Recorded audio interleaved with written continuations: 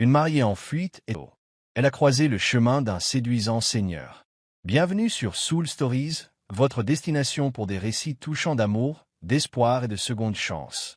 Si vous croyez au pouvoir de la bonté et à la magie des rencontres inattendues, n'oubliez pas de cliquer sur le bouton d'abonnement et de rejoindre notre famille grandissante.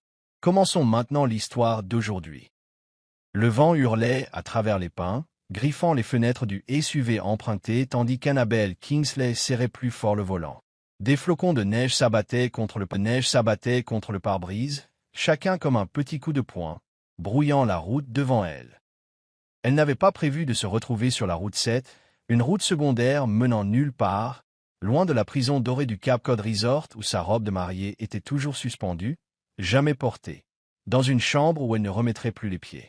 Ses mains tremblaient, non pas à cause du froid, mais à cause du poids de ce qu'elle venait de faire. 2 heures plus tôt, elle s'était éclipsée de la suite nuptiale, déjouant l'équipe de sécurité de son beau-père, les caméras et la vie dans laquelle on l'avait forcée depuis ses 16 ans. La robe, en soie ivoire, d'une perfection suffocante, avait été laissée derrière. Elle l'avait troquée contre un jean, une veste doublée de polaire et les clés du SUV qu'elle avait subtilisées au personnel du traiteur, après avoir désactivé le GPS avec un coupe-ongle et une prière murmurée. Elle n'était pas stupide.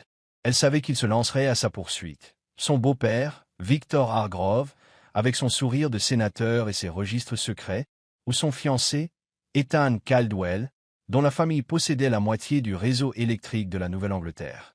Elle avait vu les documents cachés dans un tiroir verrouillé du bureau de Victor à l'époque où elle était son assistante. Des noms, des dates, des transactions, de l'argent circulant à travers des sociétés écrans, des fonds de campagne jamais déclarés, et son nom griffonné sur un contrat, un mariage avec Ethan, la fusion du sang et du pouvoir. Annabelle appuya sur l'accélérateur, et le SUV dérapa légèrement sur la route verglacée. Le plan, c'était le Canada. Traverser la frontière, disparaître à Montréal, recommencer à zéro. Elle avait économisé assez d'argent sur son salaire d'assistante, mis de côté sur un compte secret dont Victor ignorait l'existence. Mais la tempête en avait décidé autrement. La radio s'était tue 1 heure plus tôt, après avoir averti qu'un blizzard engloutissait le Vermont tout entier, et son téléphone n'avait aucun réseau. L'écran n'était plus qu'une lueur inutile sur le siège passager. « Continue de rouler », murmura-t-elle, son souffle embuant l'air.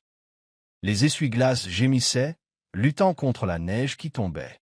Elle plissa les yeux à travers le voile blanc, cherchant un panneau, une station-service, n'importe quoi. Puis une lueur vacilla, faible et chaude, à travers les arbres sur la droite. Elle ralentit, le cœur battant la chamade. Un panneau de signalisation, à moitié enfoui dans la neige, indiquait Ravoncourlan. Au-delà, un étroit sentier serpentait dans les bois, où cette faible lumière pulsait comme un battement de cœur. Une maison, un poste de garde forestier, elle s'en fichait. Le réservoir était presque vide, et le froid commençait à s'infiltrer par les bouches d'aération. Elle tourna, les pneus crissant sur le gravier gelé. Les arbres s'écartèrent, et la bâtisse se révéla, un manoir, ou ce qu'il en restait. Le manoir de Ravancourt se dressait dans la tempête, ses tours acérées telles des dents cassées, ses fenêtres sombres à l'exception de cette lumière vacillante. Le lierre étranglait les murs de pierre et le portail en fer forgé pendait, ouvert, rouillé et oublié. L'endroit semblait abandonné par le temps.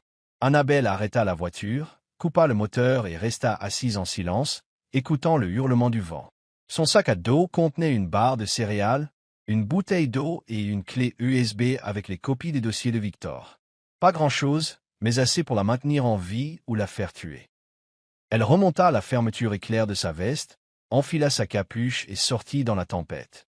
La neige piqua sa peau tandis qu'elle avançait péniblement vers la porte d'entrée, le bois déformé encore solide sous sa main gantée. Elle poussa.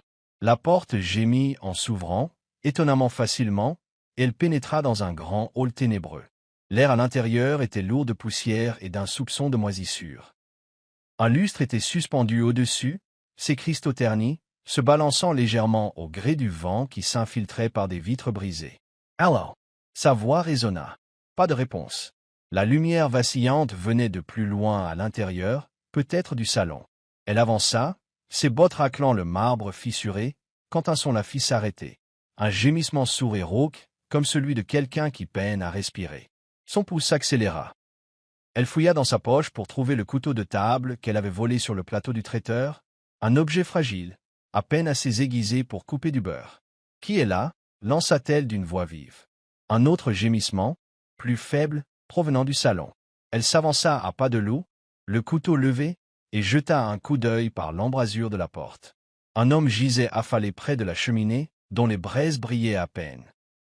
Le sang imbibait sa chemise, sombre et collant, suintant de son épaule. Son visage était pâle, ses yeux à peine ouverts, brillants de douleur, de défi, ou des deux. « Ne bougez pas, râla-t-il, une main tremblante tendue vers une arme à feu sur le sol. Trop loin pour l'atteindre. Annabelle se figea, le couteau tremblant dans sa main. Dehors, la tempête hurlait, les piégeant ensemble. Elle pouvait courir, le laisser mourir et se sauver, mais son regard croisa le sien et quelque chose dans ses yeux, une peur non pas d'elle, mais de quelque chose de pire, lui fit baisser le couteau. « Je ne suis pas ici pour vous faire du mal, » dit-elle en s'approchant. « Mais vous saignez et je ne vais pas vous laisser mourir comme ça. » Ses lèvres tressaillirent, peut-être un sourire, peut-être une grimace. « Mauvaise nuit pour jouer les héros. » murmura-t-il, avant de s'évanouir alors que le feu se transformait en cendres. La neige accrochée aux bottes d'Annabelle Kingsley fondait en gouttelettes glacées alors qu'elle s'agenouillait à côté de l'inconnu dans le salon sombre du manoir de Ravancourt. Le feu dans l'âtre s'était éteint depuis longtemps, ne laissant que quelques braises incandescentes qui projetaient des ombres faibles sur son visage pâle. Le sang imbibait sa chemise à l'épaule, sombre et poisseux, ne coulant plus. Un bon signe, ou un très mauvais. Elle n'était pas médecin, juste une ancienne assistante parlementaire qui avait suivi un cours de secourisme à l'université, mais elle en savait assez pour comprendre qu'il ne survivrait pas à la nuit si elle n'agissait pas. La tempête au dehors hurlait, le vent criant à travers les fissures des fenêtres brisées, apportant avec lui le froid mordant du Vermont. Quelque part dans les profondeurs du manoir, une boiserie gémit comme si la maison elle-même pleurait sous le poids de son histoire. Annabelle jeta un regard en arrière vers la porte d'entrée, celle par laquelle elle était entrée moins de 10 minutes auparavant. « Cours » hurla une partie d'elle-même, « laisse-le, retourne à la voiture, échappe à ce cauchemar. » Mais le SUV était presque à court de carburant, et la route derrière elle ensevelie sous la neige. Et plus que tout, le regard de l'homme avant qu'il ne s'évanouisse, un mélange de douleur et de quelque chose de plus profond, une peur presque primale, la retenait sur place. Elle avait déjà vu ce regard, dans le miroir, la nuit où elle avait compris qu'elle n'était rien de plus que la marionnette de Victor. Elle inspira profondément, se forçant à se concentrer. « D'accord, » murmura-t-elle, sa voix tremblante mais ferme, « tu peux le faire. » Elle posa le couteau pliant sur le sol à côté de l'arme de l'homme et vérifia son pouls. Ses doigts touchèrent son cou, glacé, mais il était là, un battement de cœur faible et lent. Il était en vie, pour l'instant. Elle se leva et balaya la pièce du regard. Le manoir de Ravancourt, même en ruine, conservait la dignité d'une époque jadis glorieuse. Des rideaux de velours en lambeaux pendaient mollement aux fenêtres, et des meubles poussiéreux étaient dispersés comme les vestiges d'une fuite précipitée. Un portrait délavé était accroché au mur, représentant un homme sévère en tenue de soirée du XIXe siècle, ses yeux semblant suivre chacun de ses mouvements. Elle frissonna, pas de froid, mais de quelque chose de plus profond. Cet endroit n'était pas seulement abandonné, il semblait maudit. Elle avait besoin de matériel médical, de tout ce qui pourrait aider. Dans la pénombre, elle repéra une vieille armoire en bois dans un coin, sa porte coincée. Elle tira fort. La poussière s'envola, révélant des bocaux en verre brisé, et miraculeusement, une trousse de premiers secours en métal, rouillée mais encore scellée. Elle la sortit, fit sauter le loquet et laissa échapper un souffle tremblant. De la gaze, de l'antiseptique et un paquet de coton, périmé depuis plus d'une décennie, mais toujours scellé. Mieux que rien, marmonna-t-elle en les rapportant à l'homme. Elle s'agenouilla de nouveau à côté de lui, déchirant sa chemise à l'épaule. Le sang avait formé une croûte sombre, mais lorsqu'elle l'essuya doucement avec un chiffon propre de son sac à dos, la blessure apparut clairement. Une éraflure de balle, tranchant la peau et le muscle, mais sans toucher l'os. Pas mortelle, mais dangereux si cela s'infectait. Elle se mordit la lèvre, se remémorant sa formation de secouriste. Nettoyer, penser, garder au chaud. Elle imbiba un coton d'antiseptique, prit une profonde inspiration et le tamponna sur la plaie. L'homme gémit doucement, ses paupières battant, mais ne se réveilla pas. « Désolé, murmura-t-elle, même s'il ne pouvait l'entendre. Elle pansa la blessure avec de la gaze, l'enveloppant fermement, assez serré pour protéger, mais pas pour couper la circulation. Une fois terminée, elle examina le reste de son corps. Aucune autre blessure grave, juste quelques contusions et une coupure superficielle à la main. Mais il avait froid, bien trop froid. La température à l'intérieur du manoir était à peine meilleure qu'à l'extérieur, et il avait besoin de chaleur. Elle tira une couverture poussiéreuse d'un canapé voisin et la drapa sur lui, puis rassembla des morceaux de bois de chauffage d'une pile à côté de l'âtre. Elle avait déjà allumé des feux de camp à l'université, mais ses mains tremblaient alors qu'elle craquait l'allumette de la trousse de secours. Après plusieurs tentatives infructueuses, la flamme prit enfin, projetant une lumière chaude sur les murs de pierre. L.S. Asset, Sarant S.E.S. Genu, Observant Home. Il semblait avoir la trentaine, les cheveux sombres humides de sueur, la mâchoire ombrée par une barbe de plusieurs jours. Même inconscient, il dégageait une tension, comme quelqu'un qui ne baissait jamais complètement sa garde. L'arme sur le sol, un Glock, supposa-t-elle en se souvenant d'avoir entendu le personnel de Victor parler d'armes, reposait entre eux comme un avertissement. Qui était-il? Un criminel? Une victime? Ou les deux? Tout comme elle? Elle fouilla dans son sac à dos, sortant une barre de céréales et une bouteille d'eau. Elle grignota lentement, essayant de ne pas penser à la clé USB cachée dans la poche de son manteau, celle qui pourrait détruire la vie de son beau-père, et peut-être la sienne.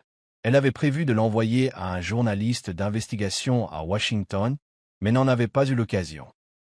Maintenant, bloquée dans ce manoir oublié, tout ce qu'elle pouvait faire était d'espérer que la tempête passe avant que quelqu'un ne la trouve. Ou lui. Un craquement sec la fit sursauter, le bois gémissant, cette fois plus près, de quelque part dans le couloir. Elle saisit de nouveau le couteau, le cœur battant. Juste la maison, se dit-elle, mais sa prise resta ferme sur le manche.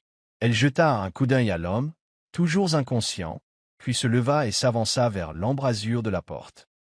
Le couloir était d'un noir d'encre, mais elle repéra une plaque de cuivre ternie sur le mur, sa gravure à peine lisible. Domaine de Ravancourt, 1872. En dessous, en plus petits caractères, presque effacés. In umbri veritas. Dans l'ombre se trouve la vérité. Elle frissonna et retourna au salon. Le feu vacillait toujours, mais l'homme s'agitait, un faible gémissement s'échappant de ses lèvres. Ses yeux s'ouvrirent, d'abord vitreux, puis se fixèrent sur elle. « Qui êtes-vous » râla-t-il, la voix aussi rude que du gravier. Annabelle resserra sa prise sur le couteau, mais ne le leva pas. « C'est à moi de vous demander ça, » répondit-elle, plus calmement qu'elle ne le ressentait. « Mais pour l'instant, restez tranquille. Je viens de vous sauver la vie. » Ses lèvres se retroussèrent en un faible sourire douloureux. « M'avez sauvé ou condamné. Il est encore temps de choisir, » murmura-t-il, puis ses yeux se refermèrent, le replongeant dans l'inconscience. Elle s'assit à côté de lui, le dos pressé contre le mur de pierre glacée. La tempête faisait toujours rage à l'extérieur et le manoir de Ravancourt, avec tous ses secrets, semblait attendre de raconter une histoire qu'elle n'était pas prête à entendre. Le feu dans l'âtre du manoir de Ravancourt dansait, projetant de longues ombres sur les murs de pierre froid. Annabelle Kingsley était assise, recroquevillée près des flammes, serrant fermement son couteau pliant, les yeux fixés sur l'homme qu'elle venait de sauver. Il gisait là, sous la couverture usée dont elle l'avait recouvert, sa respiration courte et irrégulière. La blessure à son épaule était grossièrement pansée, mais son visage pâle et ses lèvres bleuâtres lui indiquaient qu'il n'était pas hors de danger. Le blizzard à l'extérieur continuait de faire rage, piégeant-les dans ce tombeau de pierre, et chaque craquement de la vieille maison faisait battre son cœur plus vite. Elle ne savait pas qui il était, mais le Glock sur le sol juste hors de sa portée, et l'éclat féroce dans ses yeux avant qu'il ne s'évanouisse, lui disait qu'il n'était pas un simple voyageur perdu. Une partie d'elle voulait se lever, prendre son sac à dos et tenter sa chance avec la tempête. N'importe où semblait plus sûr que d'être assise à côté d'un homme qui pourrait être plus dangereux que les gens qu'elle fuyait. Mais elle avait vu quelque chose en lui, une douleur familière, comme s'il fuyait lui aussi un monstre invisible. Tout comme elle, un faible gémissement la tira de ses pensées. L'homme s'agita, ses yeux s'ouvrant en un battement, captant la lueur du feu. Il essaya de s'asseoir, mais grimaça aussitôt, une main se crispant sur son épaule bandée. « Ne bougez pas » dit vivement Annabelle, sont-on plus secs que prévu. Vous allez aggraver les choses. Il tourna lentement la tête, ses yeux la scrutant comme un loup évaluant sa proie. Vous? Qu'est-ce que vous faites ici? Sa voix était rauque, chaque mot tiré péniblement d'une gorge sèche. Il baissa les yeux vers l'arme sur le sol, puis de nouveau vers elle, notant qu'elle ne l'avait pas ramassée. « C'est à moi de vous demander ça. » Répondit-elle, tenant toujours le couteau, bas et non menaçant, mais prête. « Je cherchais un abri contre la tempête et je vous ai trouvé, ensanglanté et à peine vivant. Qui vous a tiré dessus? » Il eut un sourire amer et douloureux. « Bonne question. Peu importe. Vous ne devriez pas être ici. Ce n'est pas sûr. » Il essaya de bouger à nouveau, mais gémit et laissa retomber sa tête contre la couverture. Annabelle se leva et s'approcha, gardant une distance suffisante pour réagir si nécessaire. « Sûr ou pas, je n'avais pas le choix. Ma voiture n'a plus d'essence, mon téléphone est mort, et il y a un blizzard dehors. Et vous? Pourquoi êtes-vous ici, dans un manoir abandonné, avec une blessure par balle? » Il resta silencieux un moment, respirant lourdement. Puis il leva les yeux, le regard plus vif, comme s'il avait pris une décision. « Damien Blackwell, dit-il. » Sa voix était basse mais claire. « C'est mon nom. Du moins, celui que j'utilise maintenant. » Elle fronça les sourcils, son pouce s'accélérant. « Maintenant, qu'est-ce que ça veut dire? » Il prit une profonde inspiration, comme si dire la vérité demandait un grand effort. « Je travaillais pour l'analyse du renseignement à la NSA. Mon équipe enquêtait sur un réseau de blanchiment d'argent transfrontalier, de l'argent du pétrole, de l'argent du gaz, qui finissait dans les poches de politiciens et de géants de l'énergie. Nous avons trouvé des preuves. Des comptes offshore, des montages financiers, même de la corruption pendant les élections. Mais, il marqua une pause, ses yeux s'assombrissant, quelqu'un nous a trahis. Ils m'ont accusé d'avoir divulgué des informations classifiées, m'ont qualifié de traître. Je me suis enfui avec les données, mais ils n'allaient pas me laisser vivre avec. » Annabelle sentit le sang quitter son visage. Ces mots, blanchiment d'argent, multinationale de l'énergie, politicien, résonnaient à ses oreilles comme des sirènes d'alarme. Elle se souvint des dossiers dans le bureau de son beau-père, Victor Hargrove. Des listes de transactions, de sociétés écrans, et de grosses sommes versées à des fonds de campagne. Elle les avait copiés sur la clé USB dans son sac à dos, mais elle n'avait jamais imaginé qu'ils étaient liés à autre chose qu'à sa famille. Maintenant, assise en face d'un homme traqué, elle sentait le monde se rétrécir, comme si le destin les avait tous deux attirés dans le même piège. « Ça va ?» demanda Damien, sa voix plus rauque mais vive, comme s'il pouvait voir la panique monter en elle. Elle secoua la tête, essayant de se ressaisir. « Je travaillais pour un sénateur. » dit-elle, la voix tremblante. « Mon beau-père.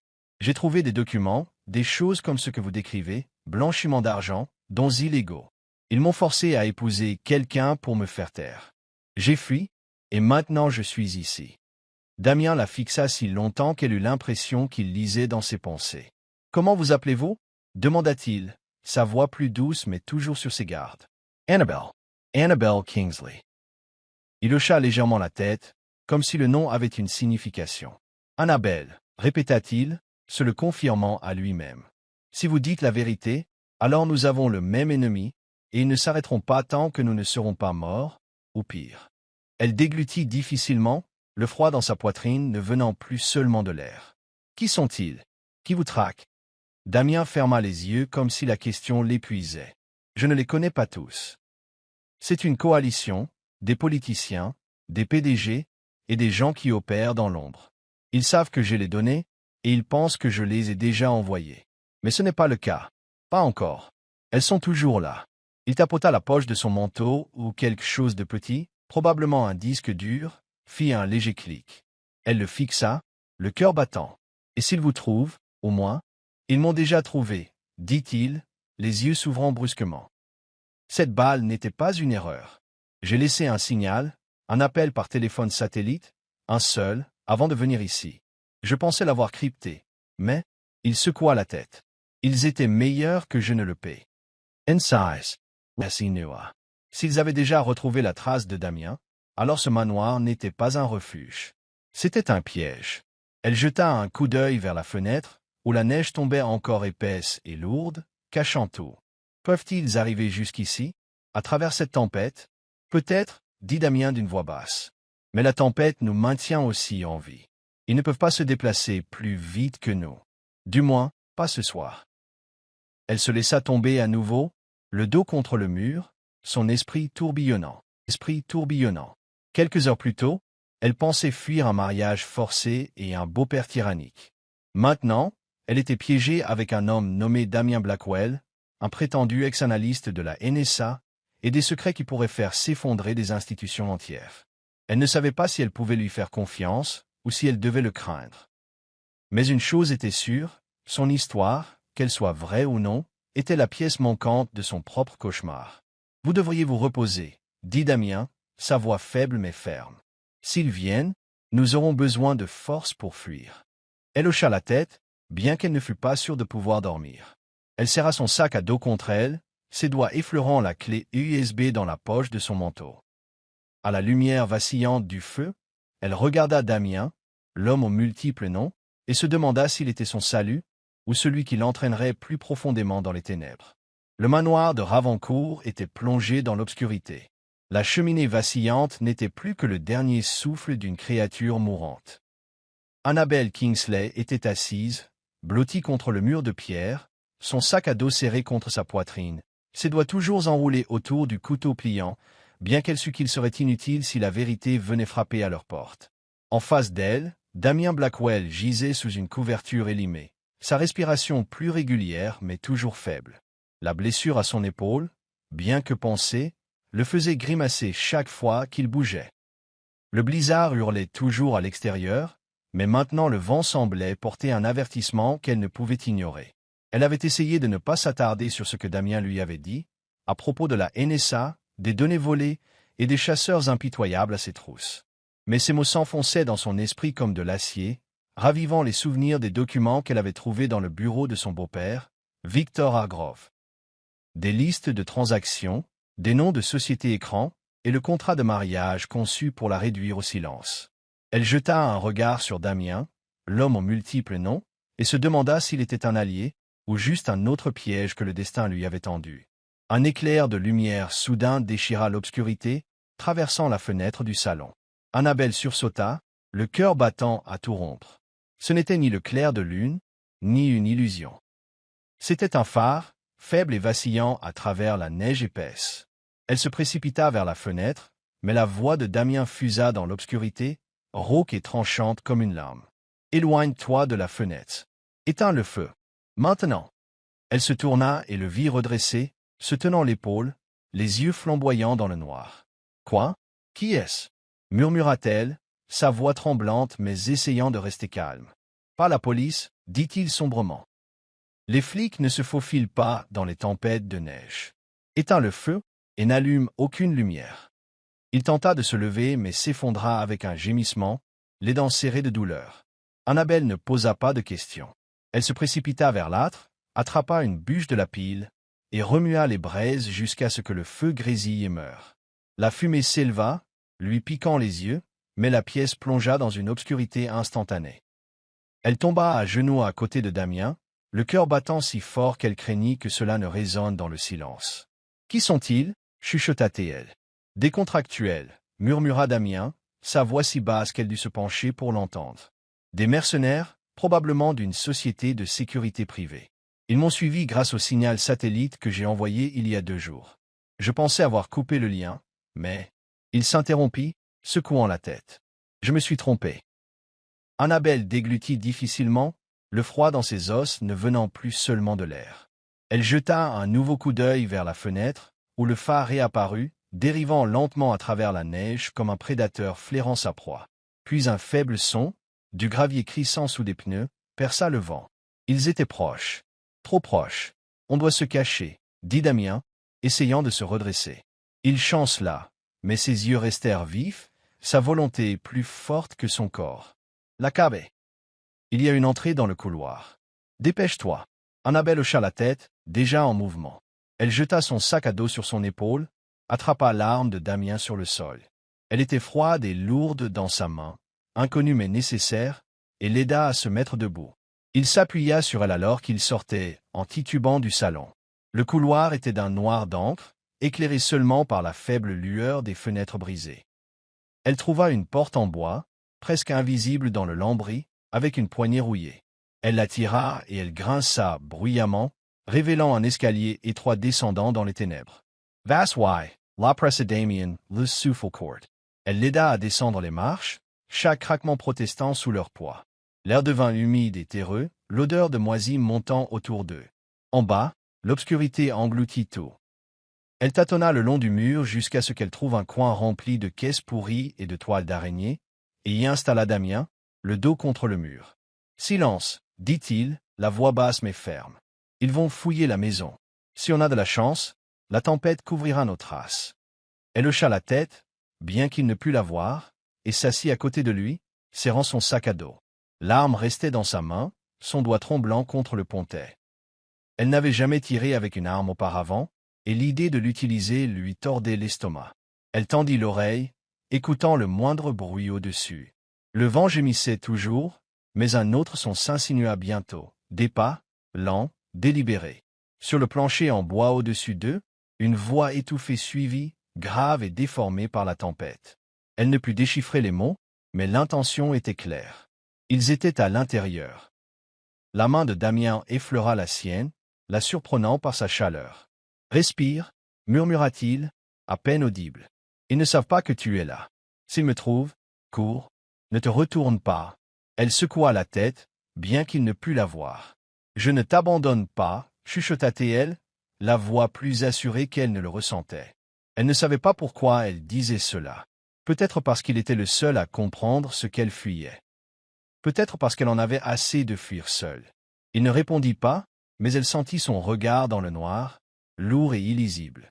Ils restèrent assis là, épaule contre épaule, leur souffle se mêlant dans l'air glacial. Les pas s'arrêtèrent au-dessus, puis reprirent, s'estompant lentement. Une porte grinça, puis le silence. Elle attendit, chaque seconde s'étirant comme une heure, jusqu'à ce que Damien parle enfin. Ils sont partis, pour l'instant. Elle expira, réalisant seulement alors qu'elle retenait son souffle. Ils reviendront, n'est-ce pas? Demanda-t-elle, la voix tremblante. Probablement, dit-il doucement. Ils n'abandonnent pas. Pas quand les données que je pourrais faire tomber un empire. Elle se tourna vers lui, même si son visage était caché par l'obscurité. Et moi? Je n'ai pas tes données, mais j'ai. Elle hésita, les doigts effleurant le sac à dos où les secrets de Victor Hargrove dormaient sur une clé USB. S'ils savent que je suis là, est-ce qu'ils me tueraient aussi? Damien resta silencieux un moment, puis dit doucement, mais avec conviction. Je ne sais pas, Annabelle, mais je ne les laisserai pas te toucher. Pas tant que je respirerai encore. Ces mots, bien que simples, la frappèrent comme un poids sur la poitrine. Elle ne savait pas si elle pouvait lui faire confiance, un homme traqué au passé obscur et avec une arme pour compagnie. Mais à ce moment-là, dans l'obscurité glaciale de la cave du manoir de Ravancourt, elle sentit une vérité qu'elle ne pouvait nier. La vie de Damien, et peut-être la sienne, ne tenait qu'à un fil. Et pour la première fois, elle ne se sentait pas complètement seule. Elle serra plus fort son sac à dos, les yeux fixés sur l'escalier sombre au-dessus. Le blizzard faisait toujours rage, mais les visiteurs dans la neige avaient laissé un avertissement clair. Le temps pressait. L'aube filtrait à travers les fenêtres brisées du manoir de Ravancourt, une lumière grise se mêlant à la poussière et à la fumée, illuminant les fissures des murs de pierre. Annabelle Kingsley était assise, recroquevillée dans la cave glaciale, son sac à dos pressé contre sa poitrine, les oreilles toujours à l'affût du moindre son venant d'en haut. Les visiteurs dans la neige étaient partis depuis des heures, mais le silence qu'ils avaient laissé derrière eux était plus angoissant que leurs pas. Elle jeta un coup d'œil à Damien Blackwell, qui était appuyé contre une vieille caisse en bois, le visage pâle mais les yeux vifs comme des rasoirs. Comme s'il n'avait pas baissé la garde un seul instant, malgré son corps épuisé. La blessure à son épaule, bien que pansée, le faisait encore grimacer chaque fois qu'il bougeait. Mais Damien ne semblait pas remarquer la douleur. Il fouillait dans un tas de vieilleries dans un coin de la cave. Une valise rouillée, quelques carnets en décomposition et une plaque de laiton gravée « Ravancourt, 1923 ». Cet endroit n'était pas juste une maison, dit-il, la voix rauque mais assurée. Pendant la Prohibition, c'était une plaque tournante. Alcool de contrebande, argent et parfois des documents. Des familles puissantes de la Nouvelle-Angleterre l'utilisaient pour cacher leurs secrets. Annabelle fronça les sourcils, essayant de suivre son raisonnement. « Tu veux dire que cet endroit servait à cacher des choses comme tes données ?» Damien hocha la tête, les yeux fixés sur une section de mur étrangement lisse. Pas de mousse, pas de fissure. Pas comme mes données. Exactement comme elle. Il se leva en chancelant légèrement et lui fit signe de ne pas l'aider. Ses doigts parcoururent le mur, sondant jusqu'à ce qu'un clic sec résonne dans la pièce. Une section de pierre glissa sur le côté, révélant un vieux coffre-fort, rouillé mais solide, son cadran de combinaison presque lisse à force d'usure. Ses yeux s'écarquillèrent, le cœur battant. « Comment savais-tu qu'il était là ?»« J'ai étudié des endroits comme celui-ci, » répondit Damien en s'agenouillant devant le coffre. Sa voix baissa. « À la NSA, j'analysais les réseaux cachés, comment ils déplacent l'argent et l'information. Ravancourt est apparu dans de vieux dossiers, un foyer d'activité dans les années 1920. Je ne pensais pas qu'il était encore fonctionnel jusqu'à ce que je doive fuir et que je me retrouve ici. » Il tourna le cadran, l'oreille collée au métal froid, écoutant chaque faible déclic. Annabelle se tenait derrière lui, serrant fermement son sac à dos, la scène se déroulant comme un thriller à suspense, sauf que c'était réel et que le prix pourrait être leur vie. Après de longues minutes de tension, le coffre cliqua et la porte s'ouvrit en grinçant pour révéler un petit compartiment contenant un disque dur portable, son boîtier en caoutchouc encore intact, et plusieurs dossiers sous plastique, jaunis par l'âge mais toujours lisibles. Damien souleva le disque, une lueur dans ses yeux fatigués. « Voilà ce dont ils ont peur, » murmura-t-il. « Pas seulement mes données. Ça relie tous les points. » Elle s'avança, les yeux fixés sur le disque dans sa main. « Qu'est-ce que tu veux dire? Qu'est-ce qu'il y a dedans ?» Il le brancha sur un petit appareil ressemblant à un téléphone satellite qu'il tira de sa veste. L'écran s'alluma, affichant une cascade de fichiers cryptés. Registre de blanchiment d'argent, financement illégal d'élections. Il s'arrêta, le doigt planant au-dessus de l'écran. Des ordres d'élimination de témoins, de journalistes, de fonctionnaires, même d'initiés, liquidés et maquillés en accident. Annabelle sentit le sang quitter son visage. Elle se souvint des nuits tardives dans le bureau de Victor Hargrove, l'entendant parler froidement de « régler les problèmes ». Elle avait pris cela pour de la grandiloquence politique jusqu'à ce qu'elle trouve ses registres financiers illicites et son nom sur un contrat de mariage avec Ethan Caldwell. Elle déglutit difficilement, sa voix tremblante. « Laisse-moi voir. » Damien la regarda, comme pour la protéger de ce qui allait suivre, mais hocha ensuite la tête. Il ouvrit un fichier, faisant défiler une liste de noms, de dates et de chiffres. Elle se tenait derrière lui, balayant l'écran du regard, jusqu'à ce qu'un nom arrête son cœur. Victor Hargrove. À côté, des transactions, des millions versés via des sociétés écrans, des dons de campagne, et une brève note. Assurer le silence. Mariage Kingsley Caldwell, 2025. Elle recula en chancelant, la main sur la bouche, le souffle coupé. « Ça, c'est mon beau-père » murmura-t-elle, la voix brisée. « Ils m'ont forcé à épouser Ethan pour me faire taire, pour garder le contrôle sur moi. » Elle se souvint du regard glacial de Victor lorsqu'il lui avait présenté Ethan, comme si elle n'était qu'un pion dans une négociation. Il savait que j'avais vu les dossiers, il le savait. Damien éteignit l'appareil, le posant doucement sur le sol, son regard lourd. « Annabelle, » dit-il, la voix basse mais sincère. « Tu n'es pas seulement un témoin, tu es une menace. S'ils savent que tu as des copies de quoi que ce soit lié à Hargrove, ils ne s'arrêteront pas. » Elle secoua la tête, retenant ses larmes. « Je ne voulais pas faire partie de ça, » dit-elle, la voix tremblante. « Je voulais juste m'enfuir, recommencer à zéro, mais maintenant je ne peux plus. N'est-ce pas ?» Damien l'étudia un long moment, comme s'il voyait au-delà des couches de peur et d'incertitude. « Personne ne choisit ce chemin, » dit-il. « Moi non plus. Mais parfois, la vérité vous choisit, et alors vous devez décider, fuir ou vous battre. » Elle baissa les yeux, la main effleurant le sac à dos où sa clé USB reposait tranquillement. Elle pensait simplement échapper à un mariage sans amour, mais réalisait maintenant qu'elle détenait un morceau de quelque chose de bien plus grand, quelque chose que Damien portait aussi. Ils étaient les deux faces d'une même pièce, jetés dans une tempête, non seulement de neige, mais de secrets qui pouvaient renverser des empires. Elle releva le menton, les yeux plus résolus, même si sa voix vacillait encore. « Si nous survivons à la nuit, qu'est-ce que tu vas faire avec ces données ?» Damien eut un faible sourire fatigué, mais pleins de feu. Les envoyer là où elles doivent être, à des gens qui peuvent les exposer. Des journalistes, des avocats, quiconque n'a pas déjà été acheté. Il marqua une pause, la regardant. « Et toi, qu'est-ce que tu feras des tiennes ?» Elle ne répondit pas tout de suite. Mais à l'intérieur, quelque chose vacilla. Ce n'était plus de la peur, mais de la défiance. Elle pensa à Victor, la qualifiant de pion utile, à Ethan, qui ne l'avait jamais aimée, voulant seulement la posséder, et à elle-même, qui avait fui, mais n'avait jamais été vraiment libre. « Je ne sais pas encore, dit-elle doucement mais fermement, mais je ne les laisserai pas gagner. » Damien hocha la tête, une lueur de compréhension dans les yeux, comme s'il reconnaissait le même feu brûlant en elle. « Alors nous avons le même objectif, dit-il, survivre et les faire tomber. » Elle s'assit à côté de lui, adossée à la caisse en bois. La pâle lumière de l'aube se glissait par les fissures de la cave, la tempête hurlait toujours à l'extérieur.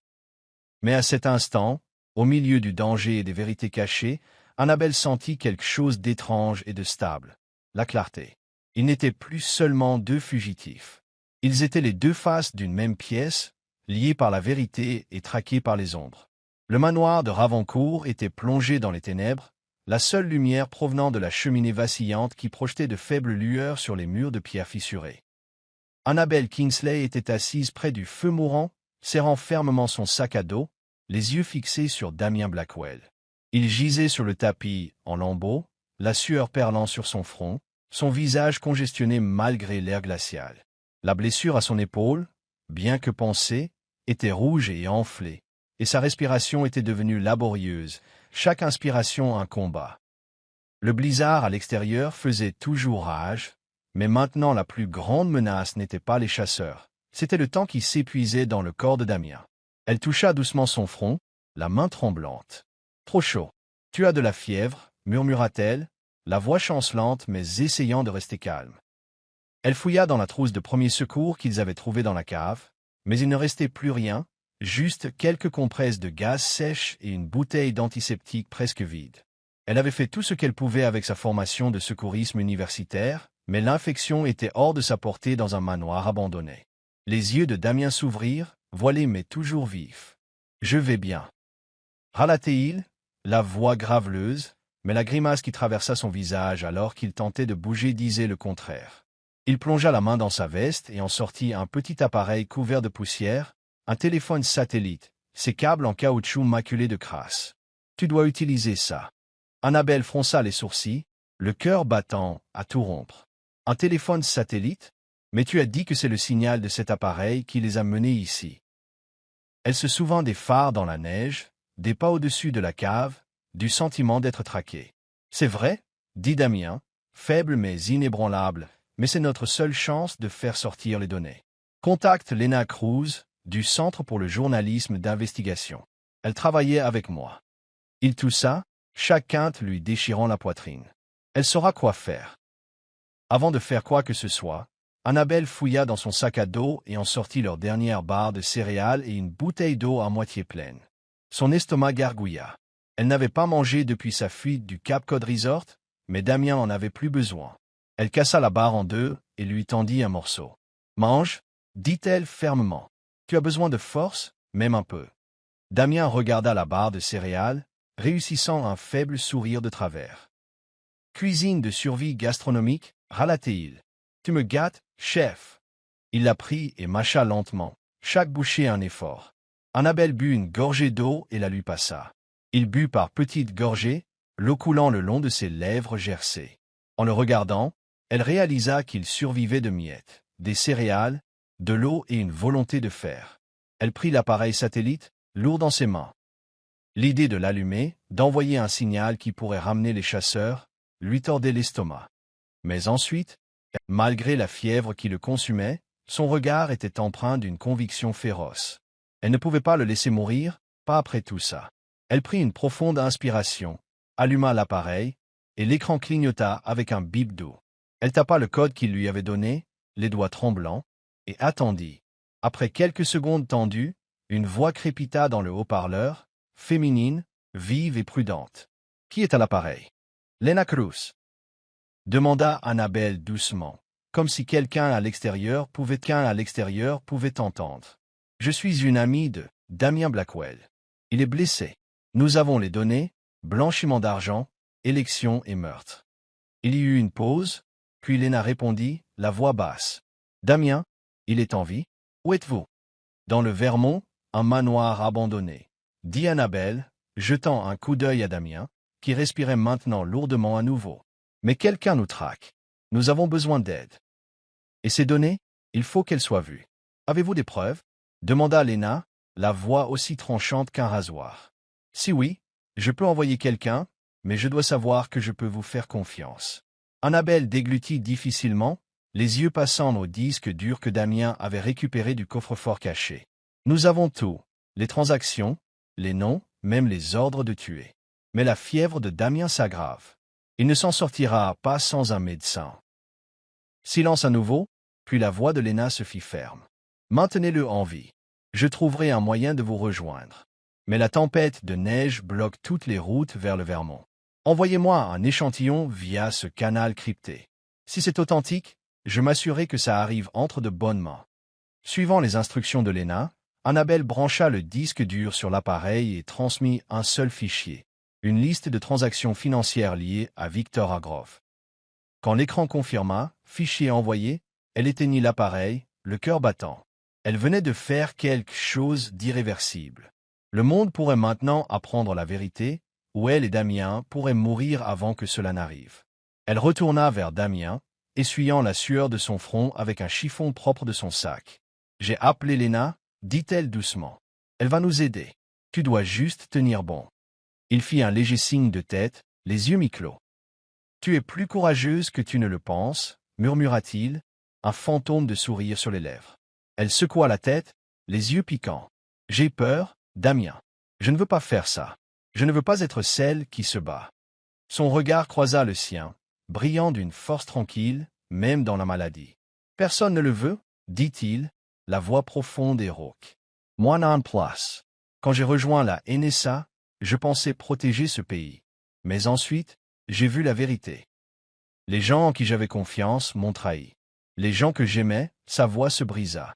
Ils ont disparu, et je n'ai pas pu les sauver. » Elle s'assit à côté de lui, le dos contre le mur, assez près pour sentir sa chaleur. « Moi aussi, j'y ai cru, » dit-elle doucement, comme si elle se confessait à elle-même. « Mon beau-père, Victor, il m'a élevé, mais je n'étais qu'un outil pour lui.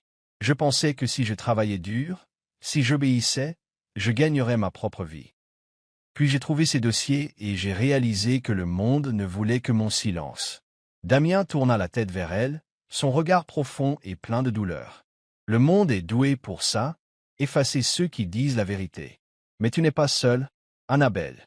Pas ce soir. » Ces mots la blessèrent et l'apaisèrent tout à la fois. Elle ne répondit pas. Elle resserra simplement la couverture autour de lui. Ils restèrent assis là, épaule contre épaule, dans la faible chaleur du feu. Les flammes vacillèrent plus bas, la fumée s'enroulant dans l'air, et à ce moment-là, ils n'avaient besoin ni de confession ni de gestes romantiques. Leur présence, deux âmes meurtries dans l'ombre du manoir de Ravancourt, suffisait à émousser la douleur de l'abandon. Elle fixa le feu, pensant à Lena Cruz, aux données, à Victor. « Si nous survivons à ça, murmura-t-elle, je veux qu'ils paient.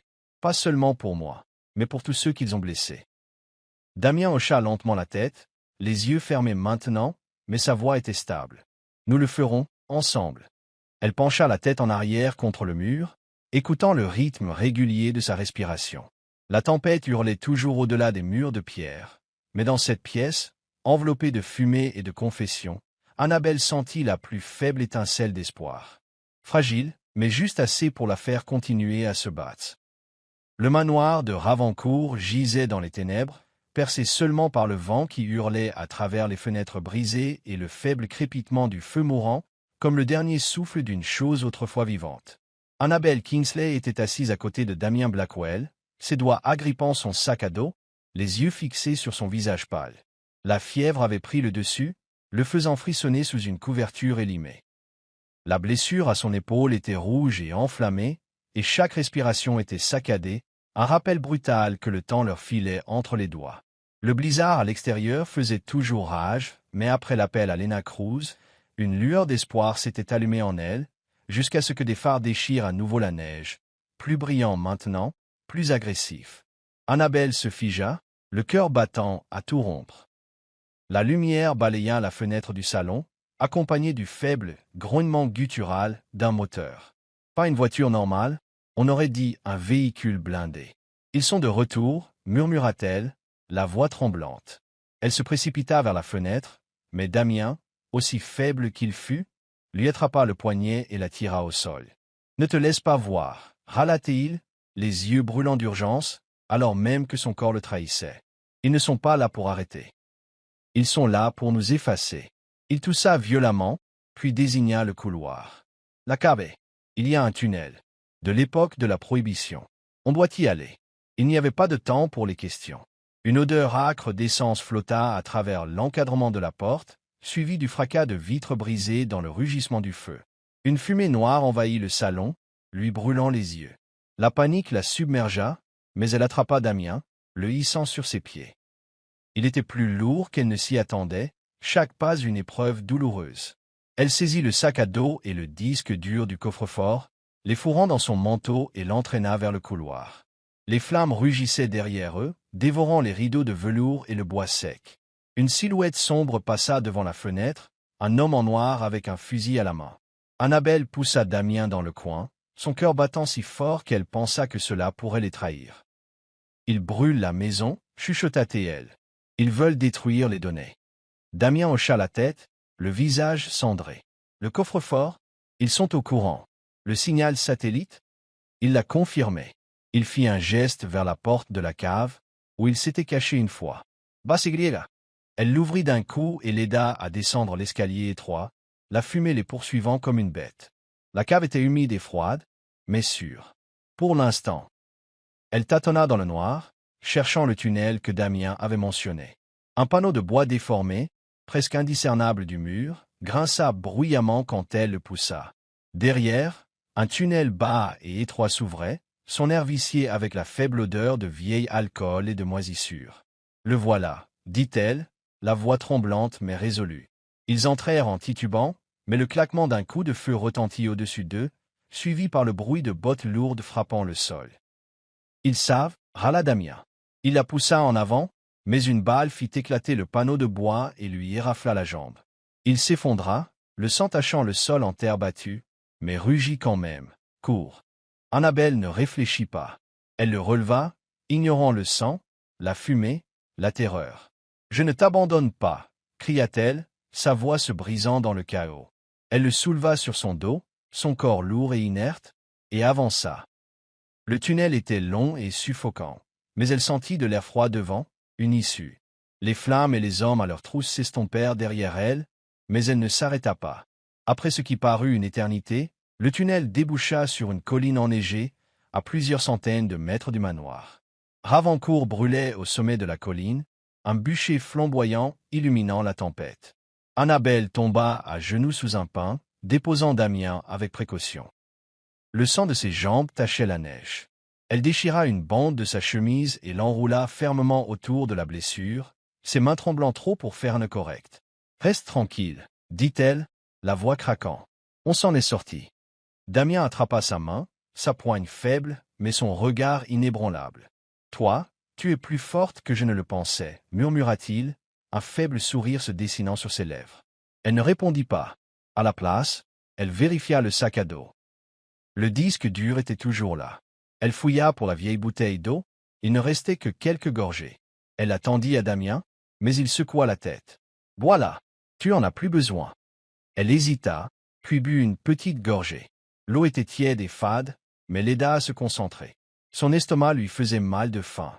La dernière barre de céréales datait de la veille, mais la survie passait avant tout. Elle traîna Damien vers un ancien poste de garde forestier voisin, une petite cabane en bois avec une fenêtre cassée et un toit affaissé. À l'intérieur, elle l'allongea doucement sur le sol et sortit la couverture de son sac pour le couvrir. Puis elle s'agenouilla à côté de lui, à l'écoute, chaque muscle tendu. Le feu crépitait encore au loin, mais un autre son se fit entendre, un moteur, plus doux, plus proche. Un camion noir s'arrêta dans la neige. Les phares s'éteignirent immédiatement. Annabelle saisit son couteau pliant, prête à se battre, mais une voix de femme retentit, vive mais non menaçante. « Annabelle, Damien, c'est Lena Cruz. » Elle expira, les larmes brouillant sa vision. Elle ouvrit la porte de la cabane pour trouver une femme d'une trentaine d'années, les cheveux sombres attachés, emmitouflée dans un lourd manteau, debout à côté de deux hommes avec des sacs à dos et du matériel de caméra. « Vous êtes Lena ?» demanda Annabelle, la voix tremblante. « Oui, » répondit Lena en entrant dans la cabane, ses yeux se posant immédiatement sur Damien. « Mon Dieu, il est mal en point. On doit bouger. La police locale est en route, mais je ne leur fais pas confiance. Quelqu'un les a achetés. » Lena et l'un des hommes hissèrent Damien dans le camion pendant qu'Annabelle grimpait à côté de lui, serrant toujours le sac à dos, le disque dur lourd comme une grenade dégoupillée sur ses genoux. Damien, à peine conscient, réussit à murmurer. « Tu l'as fait. » Le camion s'éloigna dans la neige, laissant derrière lui les flammes sur la colline et les ombres qui les traquaient.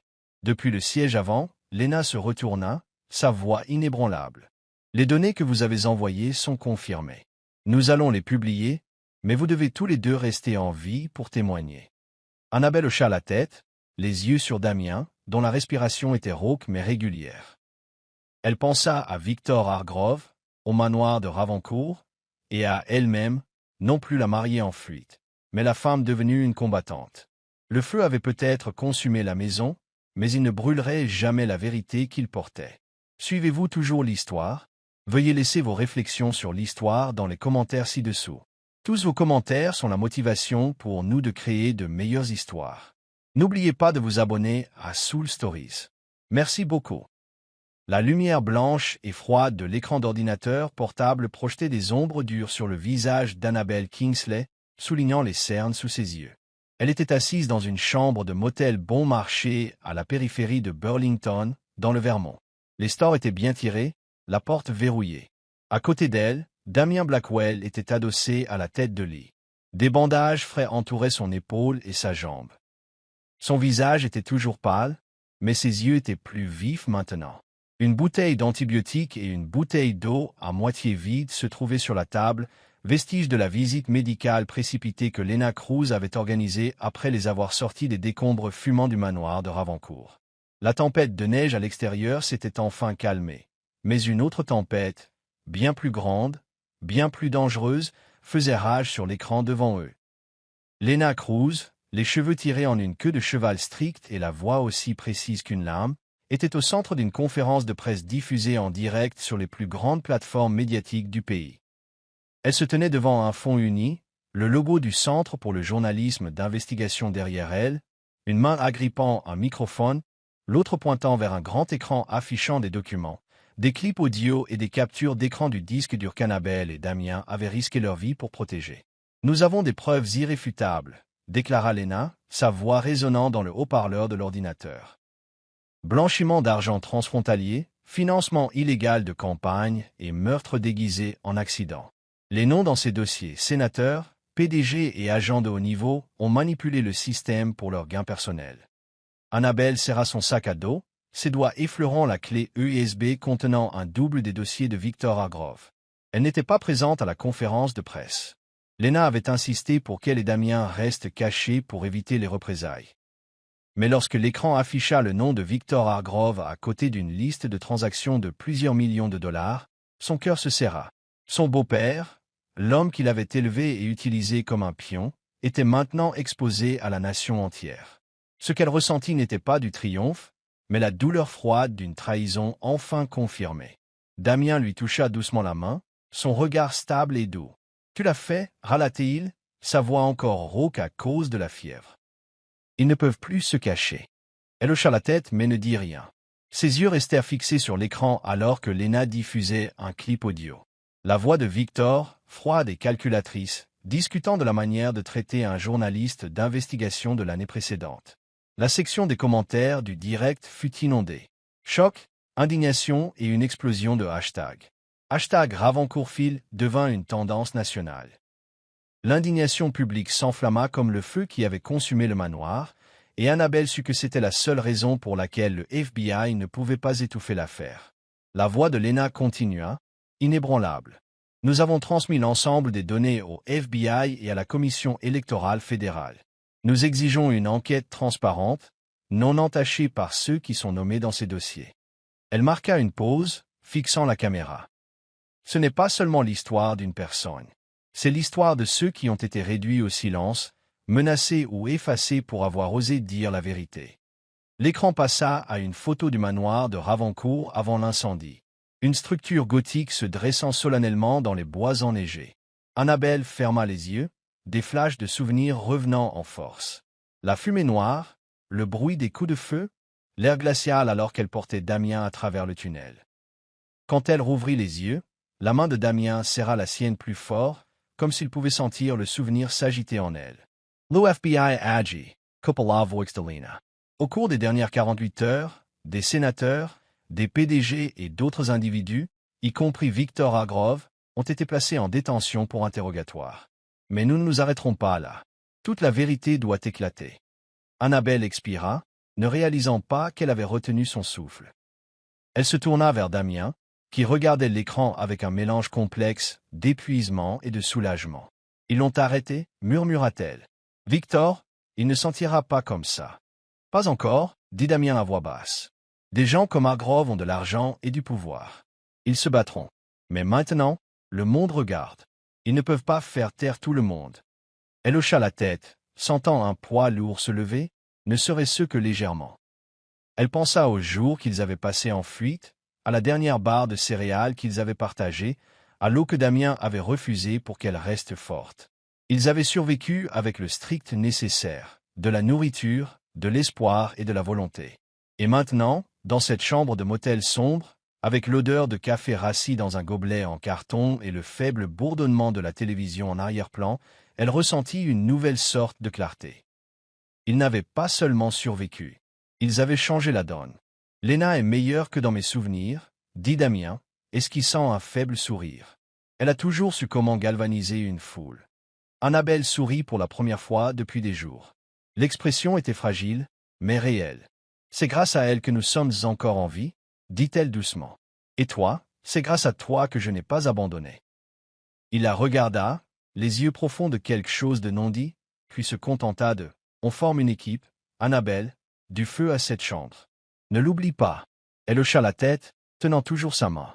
Sur l'écran, Léna concluait son émission. Mais la section des commentaires continuait d'exploser, des millions de personnes réclamant justice.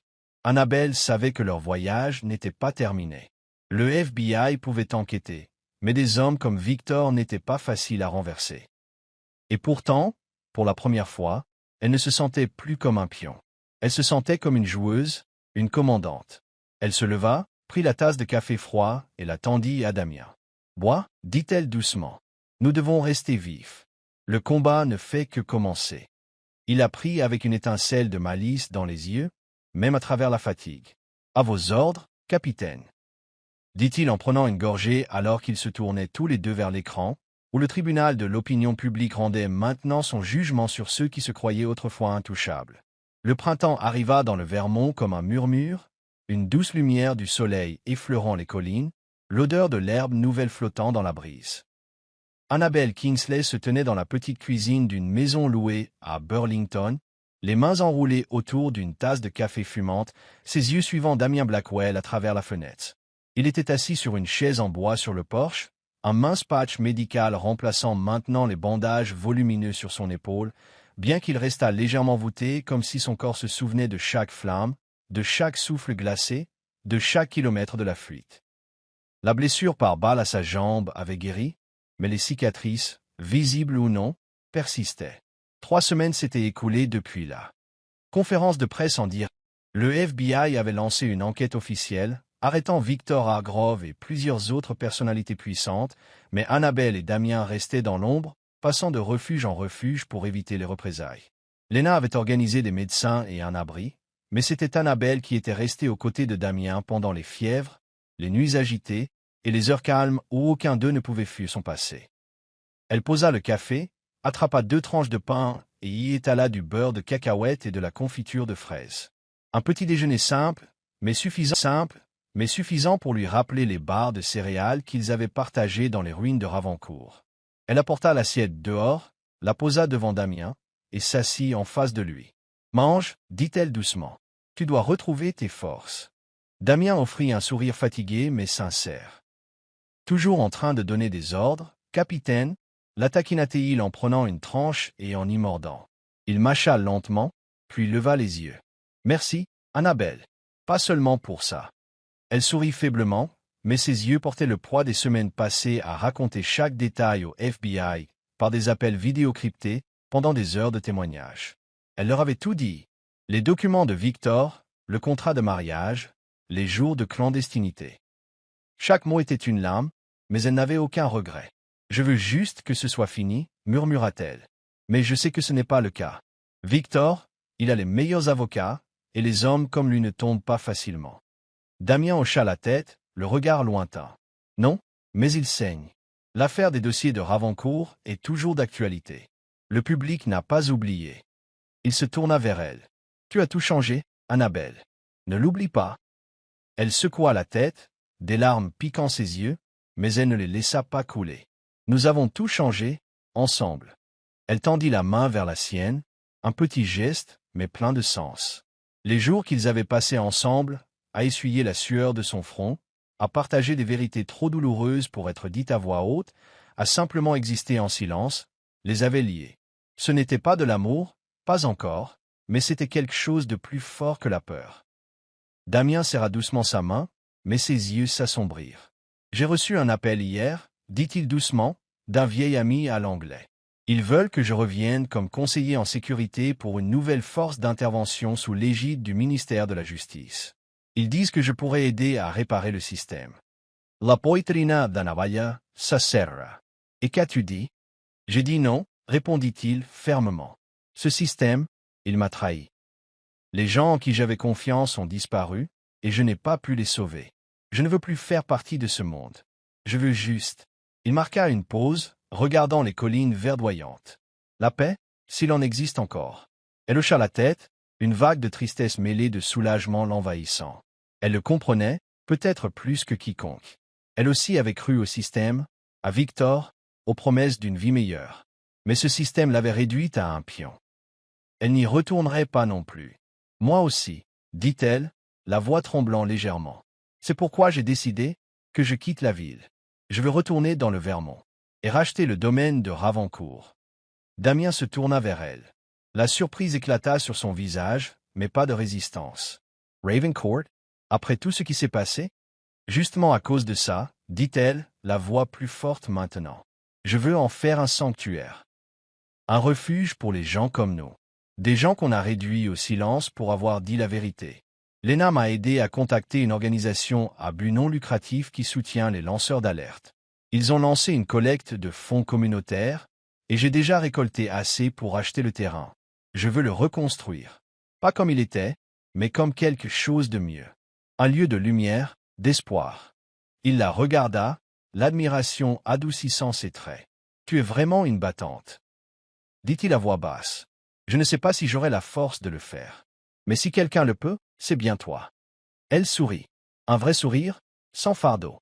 Peut-être le premier depuis le début de tout ça. « Je ne le fais pas seul, » dit-elle en resserrant sa prise sur sa main. « J'ai besoin d'une équipe, et j'espère que tu envisageras de rester. » Damien ne répondit pas tout de suite, mais ses yeux en disaient long. Une promesse silencieuse que, peu importe ce que l'avenir leur réservait, ils ne l'affronteraient pas seuls. Ils restèrent assis là, les mains enlacées, regardant la lumière du soleil filtrer à travers les arbres. Et pour la première fois, les ombres de Ravancourt semblèrent reculer, laissant la place à quelque chose de nouveau. Un commencement. L'hiver 2026 déposa une douce couche de neige sur le Vermont, aussi légère qu'un souffle, rien à voir avec le blizzard hurlant qui avait autrefois piégé Annabelle Kingsley et Damien Blackwell dans les ténèbres du manoir de Ravancourt. Maintenant, Ravancourt n'était plus un tombeau de pierre maudit.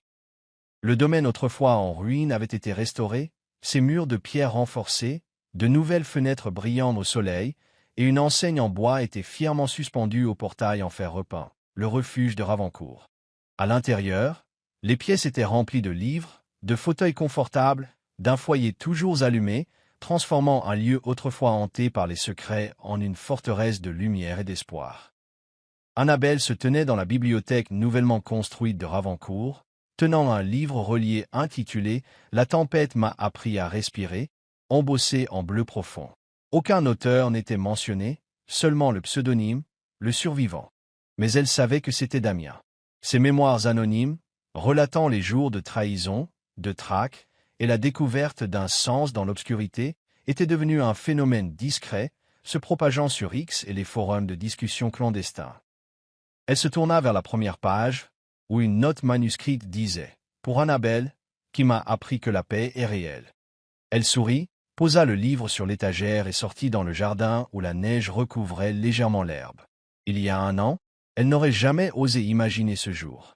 Après avoir témoigné devant le FBI, affronté les fantômes de Victor Hargrove et l'incendie qui avait consumé Ravancourt, elle avait laissé la ville derrière elle. Avec l'aide d'une initiative de collecte de fonds communautaires menée par Lena Cruz et le soutien d'une organisation à but non lucratif de protection des lanceurs d'alerte, elle avait acheté le domaine, non pas pour elle-même, mais pour en faire un sanctuaire pour les gens comme elle et Damien, se menacer pour avoir dit la vérité. Maintenant, Ravancourt abritait des journalistes, d'anciens fonctionnaires et des survivants, chacun portant sa propre histoire et ses propres cicatrices. Elle s'arrêta sous un pin, son souffle formant un nuage dans l'air vif. Son gros pull et son écharpe la protégeaient du froid, mais le froid du Vermont ne lui faisait plus peur. C'était chez elle, l'endroit où elle s'était retrouvée. Des pas crissèrent dans la neige derrière elle, et son cœur s'emballa en voyant Damien apparaître, son manteau noir ondulant dans la brise, son visage n'étant plus pâle de fièvre ou de douleur. Il avait l'air plus fort, bien que les cicatrices sur son épaule et ses jambes murmurent encore ce qu'ils avaient enduré. « On dirait que tu es à ta place ici, » dit-il, la voix basse, un doux sourire jouant sur ses lèvres. Elle pencha la tête, lui souriant en retour. « Et toi, on dirait que tu sors de ton propre livre. » Elle fit un signe de tête vers la fenêtre de la bibliothèque. « Je l'ai lu. Tu écris mieux que ce à quoi je m'attendais. » Il eut un petit rire, un son rare mais chaleureux. J'avais une bonne inspiration. Il s'approcha et sortit une petite boîte en velours de la poche de son manteau. Ses yeux étaient stables, mais tendres. « Annabelle, je ne suis pas doué pour les grands discours, mais je sais une chose. Je veux être avec toi, pas seulement dans les tempêtes, mais dans chaque moment calme qui suit. » Elle ouvrit la boîte, le cœur battant. À l'intérieur se trouvait une simple bague en argent, sans ostentation, mais belle comme la lumière du soleil sur la neige fraîche. « Damien, » murmura-t-elle, la voix tremblante. Il prit sa main, sa chaleur traversant le froid. « Nous nous sommes rencontrés au milieu d'une tempête, » dit-il doucement, comme si les mots n'étaient destinés qu'à elle. « Mais je te choisis pour chaque accalmie qui viendra. » Elle hocha la tête, sa vision brouillée par les larmes, un sourire radieux se répandant sur son visage comme la neige qui fond. « Je te choisis aussi, » souffla-t-elle. Pas de gros titres, pas de grand mariage, juste sous les arbres échangeant des promesses silencieuses.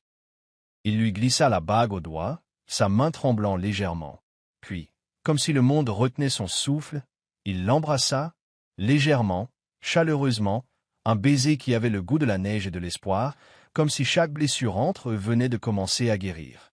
Ils restèrent ensemble, enlacés sous les branches de pin, la lumière du soleil filtrant à travers les branches. Ravancourt se tenait silencieux, témoin.